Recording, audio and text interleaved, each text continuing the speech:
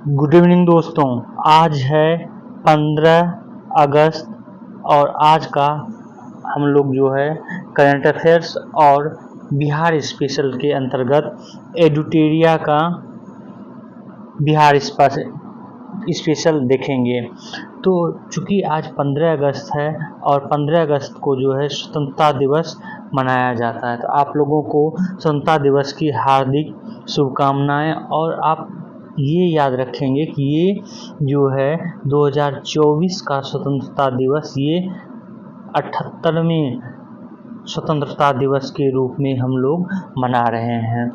तो आज चलिए पहले देख लेते हैं एडुटेरिया का बिहार स्पेशल। एडुटेरिया के बिहार स्पेशल में हम लोग आज करेंगे बिहार की राज्य व्यवस्था और बिहार के अर्थव्यवस्था के बारे में जितने भी महत्वपूर्ण तथ्य थे वो हमने कल चर्चा कर चुके हैं।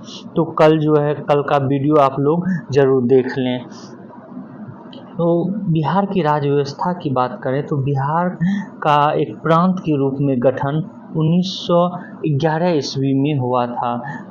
1911 में इसकी घोषणा हुआ था, लेकिन इसका जो है गठन 1912 में पृथक बिहार राज्य के रूप में हुआ और इसमें जो है सच्चिदानंद सिन्हा ने महत्वपूर्ण भूमिका निभाई थी।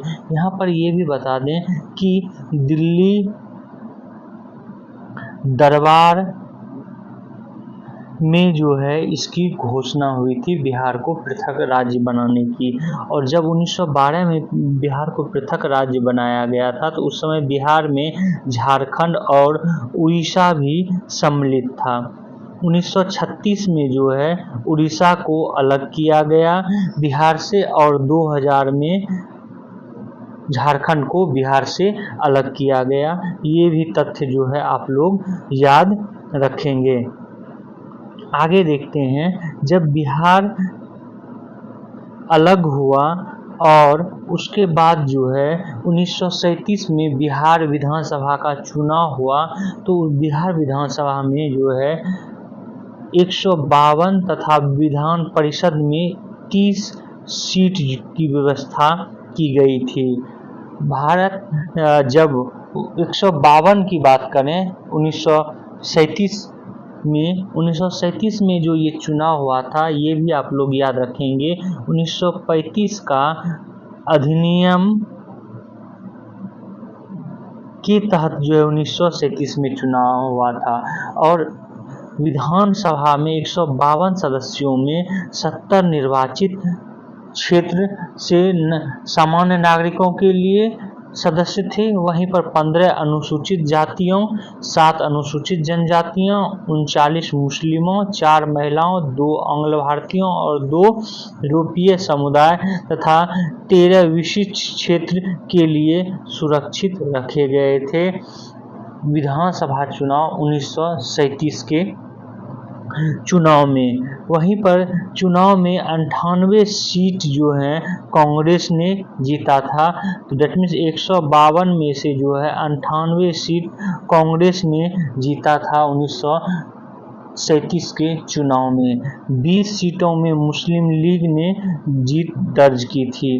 कांग्रेस को सरकार बनाने के लिए निमंत्रण भेजा गया था, लेकिन श्री कृष्ण सिंह चूँकि उस समय कांग्रेस पार्टी से जुड़े हुए थे, उन्होंने कांग्रेस ने चूँकि ये मांग की थी बिहार में कि सरकार को जो है राजनीतिक स्वायत्तता दिया जाए, राजनीतिक स्वायत्तता का आश्वासन दिया जाए और ऐसा जो है उस समय के राज्यपाल द्वारा नहीं दिया गया। यही कारण है कि 1937 में कांग्रेस तो जीती, लेकिन उसने सरकार का या मंत्रिमंडल का गठन नहीं किया। इसी कारण से इंडिपेंडेंट पार्टी बिहार में उस समय थी, उसके मोहम्मद यूनुस को 1937 में एक कार्यकारी सरकार बनाने का दायित्व जो है सौंपा गया, या कहें मोहम्मद यूनुस ने सरकार बनाने के लिए जो है दावा पेश किया और पहला जो है सरकार 1937 के चुनाव में मोहम्मद यूनुस बिहार के प्रधानमंत्री बने। चूँकि उस समय जो है स्टेट के जो प्रमुख हुआ करते थे उसको प्रधानमंत्री कहा जाता था, फिर बाद में जो है मुख्यमंत्री कहा जाने लगा। तो प्रधानमंत्री के रूप में मोहम्मद यूनुस बने 1937 के चुनाव के बाद। लेकिन बाद में जो है 20 जुलाई 1937 को कांग्रेस और गवर्नर के बीच या राज्यपाल के बीच जो है सहमति बनी और श्री कृष्ण सिंह पहली बार जो है या श्री कृष्ण सिंह के नेतृत्व में बिहार में पहली बार कांग्रेस की सरकार 1937 में बनी। जब 37 में वहाँ सरकार बनी तो पहले प्रोटेम स्पीकर जो हैं विधानसभा के वो डॉक्टर सच्चिदानंद सिन्हा को नियुक्त किया गया और श्री राम दयालु सिंह अध्यक्ष बने और अब्दुल बारी जो है ये उपाध्यक्ष बने बिहार विधान सभा के पहले 1937 में। लेकिन 1939 आते आते विश्व युद्ध जो है प्रारंभ हो गया और कांग्रेस ने द्वितीय विश्व युद्ध में अपनी सहभागिता नहीं जाहिर की, अर्थात कांग्रेस ने ये कहा कि भारत जो है युद्ध में सम्मिलित नहीं होगा। लेकिन अंग्रेजों द्वारा भारत को भी द्वितीय विश्व युद्ध में शामिल कर लिया गया। अतः जितने भी राज्य में कांग्रेस मंत्रिमंडल थे सभी ने त्यागपत्र दे दिया और विधानसभा भंग कर दिया। इस तरह जो है 1939 और 1945 तक विधानसभा का जो है गठन नहीं हो सका क्योंकि कांग्रेस ने त्यागपत्र दे दिया था। वहीं पुनः जो है 1935 के अधिनियम के आधार पर 1946 में चुनाव हुआ और 1946 में श्री कृष्ण सिंह कांग्रेस का प्रतिनिधित्व करते हुए मुख्यमंत्री पद जो है संभाले। तो पहली बार जो है मुख्यमंत्री के रूप में श्री कृष्ण सिंह 1946 में बने और इस विधानसभा द्वारा 39 सदस्यों को संविधान सभा के लिए चुना गया। यहाँ पर हम ये भी बता दें कि 1946 में केंद्र में क्या होता है कि संविधान कैबिनेट मिशन आता है। कैबिनेट मिशन जो 1946 में आता है और कैबिनेट मिशन जो है भारत में संविधान बनाने के लिए एक संविधान सभा की गठन की बात कहती है और ये संविधान सभा का गठन जो है प्रत्यक्ष रूप से चुनाव के माध्यम से नहीं होता है, अपितु जितने भी विधानसभा थे विभिन्न स्टेट में वो जो है अपना प्रतिनिधि चुनकर भेजती है। तो बिहार से 39 सदस्यों को जो है संविधान सभा के लिए भेजा गया था। इसमें सरोजिनी नायडू, राजेंद्र प्रसाद, डॉक्टर सच्चिदानंद सिन्हा, जगजीवन राम इनका जो है नाम प्रमुखता से लिया जाता है। पुनः जो है 1946 के बाद 1947 में जो है भारत को 15 अगस्त 1947 को भारत को आज़ादी प्राप्त हुई। आज़ादी प्राप्ति के बाद जो है फिर संविधान राष्ट्रपति नियुक्त हुए। राष्ट्रपति नियुक्ति के बाद फिर चुनाव होता है और पहला चुनाव जो है ये भारत में 1952 में हुआ। बिहार में भी पहला चुनाव 1952 में हुआ जिसमें बिहार विधानसभा के जो है 330 सीट के लिए चुनाव हुआ। तो ये भी आप लोग याद रखेंगे कि 1952 में प्रथम बार जो है आज़ादी के बाद जब चुनाव हुआ तो उस समय बिहार विधानसभा में कितने सीट थे तो 330 सीट थे और स्वतंत्र बिहार के प्रथम मुख्यमंत्री जो है श्री कृष्ण सिंह बने। ये भी याद रखेंगे। जब आगे देखते हैं तो संविधान लागू हो चुका है और संविधान में जो है राज्यों के लिए अलग से भाग और अनुच्छेदों का जो है उल्लेख किया गया। तो संविधान में जो है भाग 6 जोड़ा गया और भाग 6 के अनुच्छेद 152 से 237 तक जो है या ये कहें भाग 6 के अनुच्छेद आर्टिकल 152 से आर्टिकल 237 तक राज्य सरकारों की उसकी कार्यप्रणाली और उसकी शासन व्यवस्था के बारे में इन अनुच्छेदों में वर्णन किया गया। तो इसी अनुच्छेदों के अंतर्गत जो है बिहार में शासन व्यवस्था को व्यवस्थित किया गया और इस शासन व्यवस्था को जो है बिहार में मुख्य रूप से 3 भागों में बांटा गया है। ये है राज्य की विधायिका, राज्य की कार्यपालिका और स्थानीय शासन। राज्य की विधायिका की बात करें तो राज्य की विधायिका के अंतर्गत राज्यपाल, विधान परिषद और विधान सभा आता है। वहीं राज्य की कार्यपालिका की बात करें तो इसके अंतर्गत जो है राज्यपाल, मुख्यमंत्री एवं मंत्रिपरिषद और प्रशासनिक पदाधिकारी आता है। वहीं पर स्थानीय प्रशासन के अंतर्गत पंचायती राज और नगर प्रशासन जो है आता है। अब सबको हम लोग एक एक करके देखेंगे। तो पहले हम लोग राज्य की विधायिका देखते हैं और राज्य की विधायिका के अंतर्गत जो है पहला देखते हैं राज्यपाल को। तो राज्यपाल जो है ये राज्य सरकार का संवैधानिक प्रमुख होता है। राज्यपाल को विधायी, कार्यपालिका एवं न्यायपालिका संबंधी अधिकार प्रदान किए गए हैं। इन अधिकारों का उल्लेख जो है संविधान का अनुच्छेद 152 से 162 के बीच जो है किया गया है। राज्यपाल संवैधानिक प्रमुख होता है लेकिन वह मंत्रिपरिषद की सलाह पर कार्य करता है। राष्ट्रपति शासन के दौरान राज्यपाल प्रत्यक्ष रूप से कार्यपालिका का प्रधान हो जाता है। ऐसे बोले तो प्रत्यक्ष रूप से जो है कार्यपालिका का प्रधान किसी भी राज्य में मुख्यमंत्री होता है।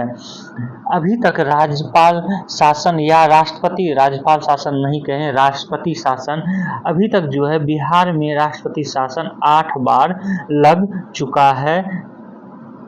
राज्यपाल की बात करें जो कि बिहार में नियुक्त हुआ है, उनकी सूची को देखें तो सबसे पहले जो है राज्यपाल सर जेम्स शिफ्टन थे जो कि 1935 से 1937 तक थे, क्योंकि 1935 के अधिनियम के तहत जो है पहली बार राज्यपाल या गवर्नर इनकी नियुक्ति की गई थी और साथ ही साथ उनको कुछ अधिकार दिए गए थे। तो 1935 में सर जेम्स शिफ्टन जो हैं ये बिहार के राज्यपाल थे। वहीं पर स्वतंत्रता पश्चात के बाद जो है पहले राज्यपाल बिहार के जयराम दास दौलत राम हुए, ये पूछा भी गया है और संभावना है आपको कि ये यूपी पुलिस, बिहार एसआई इसमें पूछ सकता है। तो पहले जो है राज्यपाल जयराम दास दौलत राम थे जो कि 15 अगस्त 1947 से 11 जनवरी 1948 तक जो है ये राज्यपाल बिहार के रहे थे।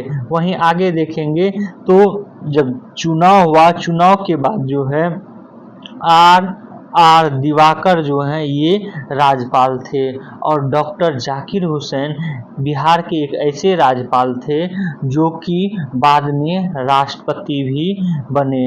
इसके अलावा जो है और भी एक राज्यपाल हुए जो कि बाद में बिहार के राज्यपाल थे और बाद में जो है भारत के राष्ट्रपति भी बने, उसके बारे में भी हम आगे चर्चा करेंगे। तो डॉक्टर जाकिर हुसैन का कार्यकाल जो है बिहार के राज्यपाल के रूप में 1957 से 1962 था, ये ध्यान में रखेंगे क्योंकि ये बाद में राष्ट्रपति भी बने हुए हैं।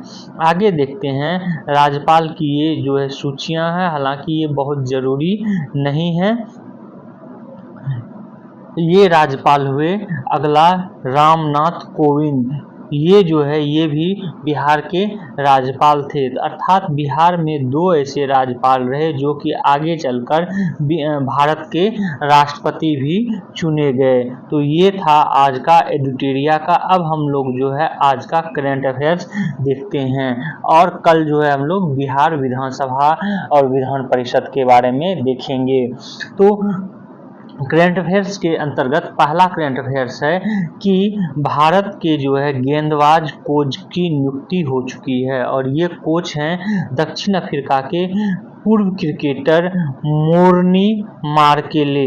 मोर्नी मार्केले को भारतीय क्रिकेट टीम का नया गेंदबाजी कोच जो है नियुक्त किया गया है। और बीसीसीआई के सचिव जयशाह ने बुधवार को इसकी पुष्टि की। नए कोच गंभीर जो है गौतम गंभीर का ये पसंदीदा सहयोगी स्टाफ के रूप में भी हैं और इनकी पसंद भी हैं। तो जो आपको ये याद रखना है कि मुख्य कोच जो है ये गौतम गंभीर हैं बीसीसीआई के, और जो मार्कले हैं ये बने हुए हैं गेंदबाजी कोच। आगे देखते हैं आज का करंट अफेयर्स। और हाँ, ये भी यहाँ पर बता दें आपको कि इनका कार्यकाल जो है 2027 तक होगा। अगला है आज का करंट अफेयर्स, ये है स्वतंत्रता दिवस पर जो है ओलंपिक दल, बीआरओ कर्मी और लखपति दीदी को जो है विशेष मेहमान के रूप में आमंत्रित किया गया है। ये इम्पोर्टेंट तथ्य आप लोग जरूर याद रखेंगे। इसमें कुछ और तथ्य आपको बता दें यहाँ पर कि जो 2024 की स्वतंत्रता समारोह हो रहा है या स्वतंत्रता दिवस मनाया जा रहा है, इस स्वतंत्रता दिवस का जो है या 2024 की स्वतंत्रता दिवस की थीम रखा गया है 2047 में विकसित भारत।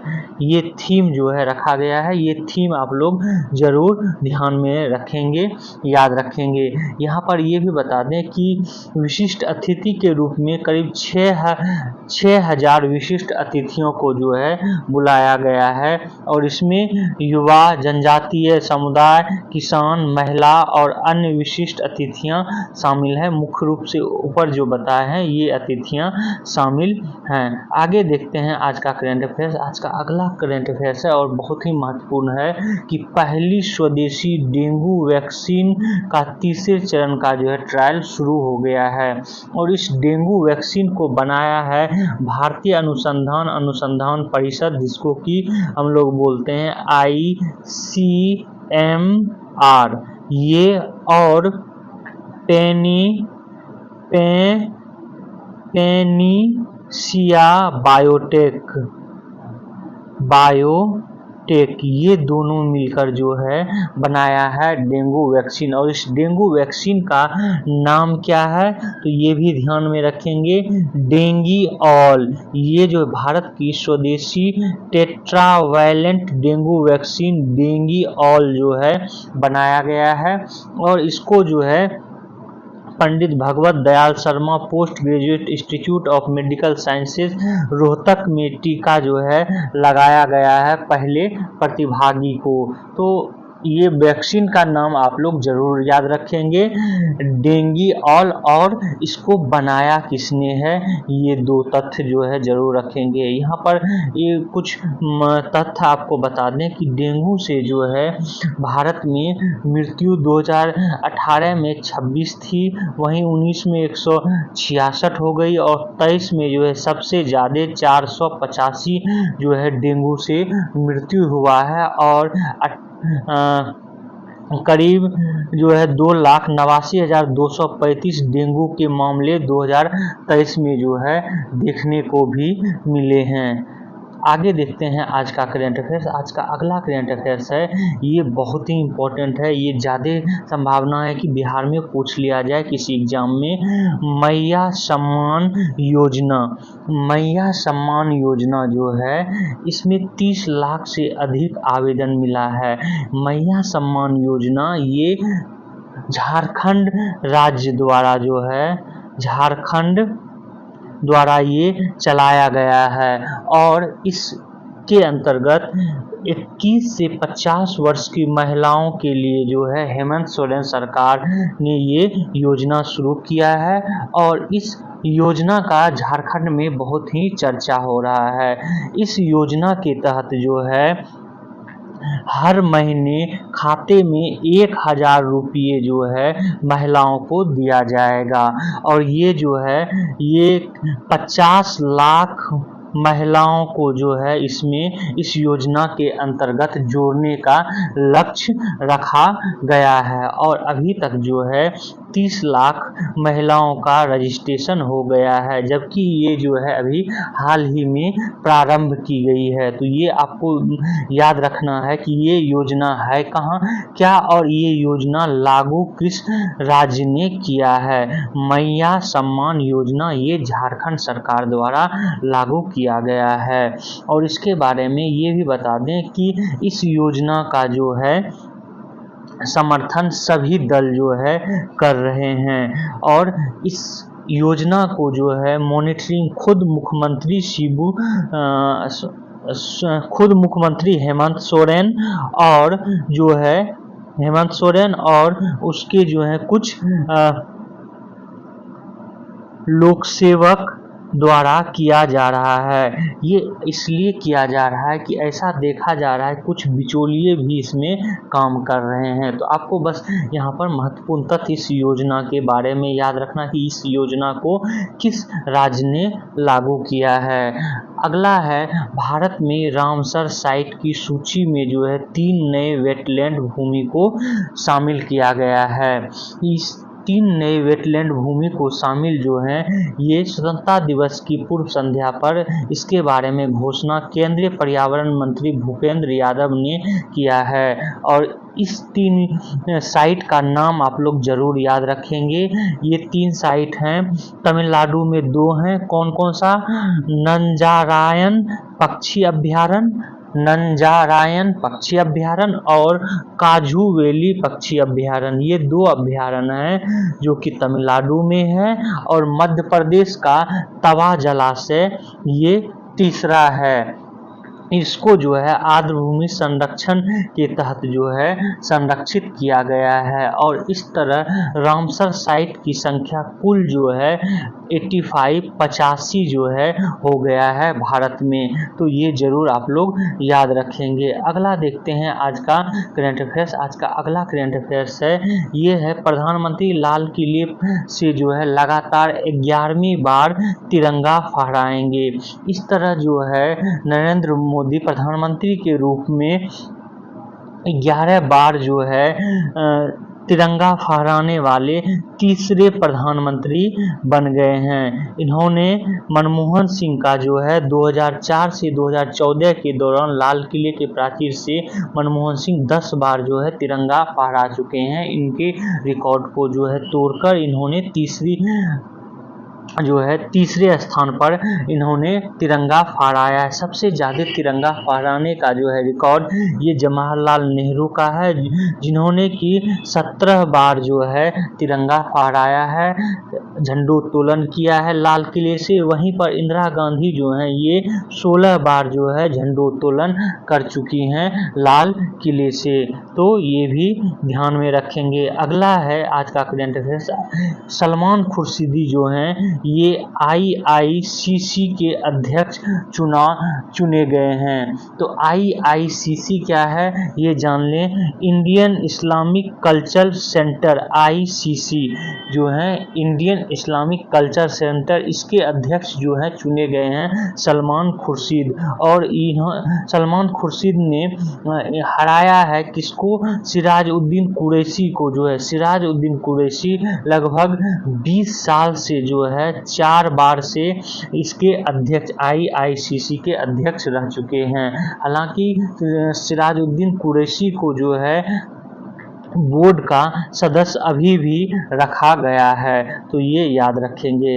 आज का अगला करंट अफेयर्स देखते हैं। आज का अगला करंट अफेयर्स है कि जो है भारत सरकार द्वारा खास करके राष्ट्रपति द्वारा 4 कीर्ति चक्र सम्मान जो है देने की घोषणा की गई है। और ये 4 कीर्ति चक्र जो है दिया जाएगा कर्नल मनप्रीत सिंह को, रवि कुमार और मल्लाराम गोपाल और हुमायूं मुज्विल भट्ट को।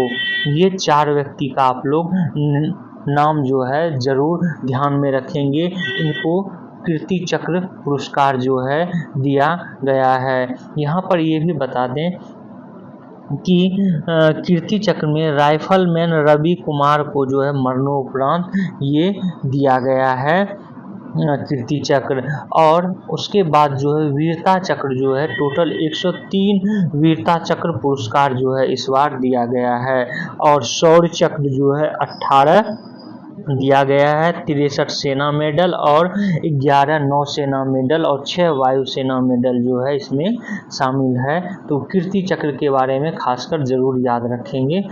अगला देखते हैं, अगला आज का करंट अफेयर्स है, ये है खनन भूमि और खनिज से संबंधित। सुप्रीम कोर्ट के 9 न्यायाधीशों की पीठ ने 8-1 के बहुमत से जो है फैसला सुनाया है। और ये फैसला है कि खनिज समृद्ध राज्यों को वित्तीय लाभ पाने का बड़ा मौका इससे मिलेगा।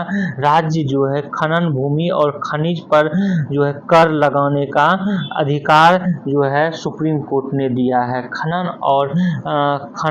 खनन भूमि और खनिज पर जो है मुख्य रूप से केंद्र सरकार द्वारा कर लगाया जाता था। अब जो है इसमें राज्य सरकार की भी जो है भागीदारी रहेगी। इसके बारे में जो है सुप्रीम कोर्ट के न्यायाधीशों ने अपने बेंच में ये फैसला सुनाया है। तो ये जो है आप लोग ध्यान में रखेंगे। आज का करंट अफेयर्स इतना ही था। आप लोग हमारे इस वीडियो को शेयर करें, सब्सक्राइब करें और बेल आइकन को जो है जरूर दबा लें। Thank you for watching this.